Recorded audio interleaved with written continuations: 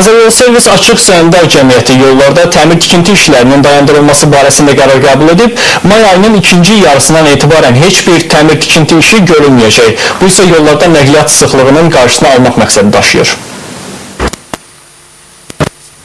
Azəryolservis Açıq Səhmdar Cəmiyyəti yollardakı yeraltı kommunikasiya xətlərində aparılan təmir-tikinti işlərinin dayandırılması ilə bağlı qərar qəbul edib. Qurum kommunikasiya xətlərinin çəkilişi və təmiri ilə məşğul olan dövlət təşkilatlarına müraciət edib. Nəqliyyat Nazirliyi Azəryolservis Açıq Səhmdar Cəmiyyəti tərəfindən 1-ci Avropa oyunlarında müəyyən olmuş marşrut üzrə əsas yol şəbəkəsinin yaxşılaşdırılması istiqamətində kompleks tədbirlər həyata keçirilir və artıq kompleks tədbirlər yekunlaşma üzrədir. Bundan əvvəl digər küçə və prospektlərdə də analoji tədbirlər həyata keçirilir, təmir abadlıq işləri həyata keçirilir və bu qazıntı işləri günü-gündən gözəlləşən paytaxtımızda müəyyən mənada biraz xələl gətirir. Həmin qurumlardan xahiş edirik ki, aidiyyatı qurumlardan bu işə anlayışla yanaşsınlar və işlərini Avropa oyunlarından sonraki dövrə planlaşdırsınlar.